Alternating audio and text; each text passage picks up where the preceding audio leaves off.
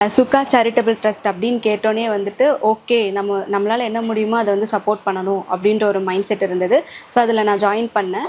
நான் வந்து என்னோட ஏஜ்க்கு வந்து இது ஒரு பெரிய ஆப்பர்ச்சுனிட்டியாக நான் பார்க்குறேன். ஏன்னா எனக்கு சீனியர்ஸ் இருக்காங்க. நம்ம ட்ரஸ்ட்டில் இருக்கிற மோஸ்ட் ஆஃப் தி பீப்புள்ஸ் வந்துட்டு டிரான்ஸ்பிளான்ட் பேஷண்ட்ஸாக இருக்காங்க. கிட்னி ரிலேட்டடாக இஷ்யூஸை ஃபேஸ் பண்ணிட்டு வந்தவங்களாக இருக்காங்க. எனக்கு மட்டும்தான் அந்த பிரச்சனை அப்படின்னு நான் நினச்சிருந்தேன். பட் நிறைய பேருக்கு இந்த பிரச்சனை இருக்குது அப்படின்னு தெரியும் போது நம்மளால் என்ன ஹெல்ப் முடியுமோ அவங்களுக்கு நம்மளால் ஃபினான்ஷியலாவோ இல்லை வந்துட்டு அவேர்னஸாவோ அவங்களுக்கு எப்படி ஹெல்ப் பண்ண முடியுமோ அந்த மாதிரி ஹெல்ப் பண்ணோம் அப்படின்ற ஒரு மைண்ட் செட் இருந்து நான் இந்த ட்ரஸ்ட்டில் ஜாயின் பண்ணேன். இன்றைக்கி நம்மளோட பிரியாணி ஃபீஸ்ட் ஈவெண்ட் வந்துட்டு சக்ஸஸ்ஃபுல்லாக இப்போ நம்ம பண்ணிகிட்ருக்கோம்.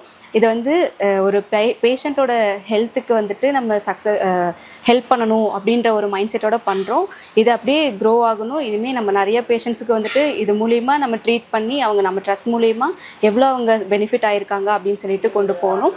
இது ஒரு இனிஷியல் ஸ்டேஜ் தான். ஃப்யூச்சரில் வந்து நம்ம இன்னும் நிறைய நம்ம பண்ணுவோம் அப்படின்ற ஒரு நம்பிக்கையும் இருக்குது. அண்ட் அதை நம்ம கொண்டு போவோம் அப்படின்ற ஒரு ட்ரஸ்ட்டும் இருக்குது. So thank you for this opportunity from Suka charitable trust.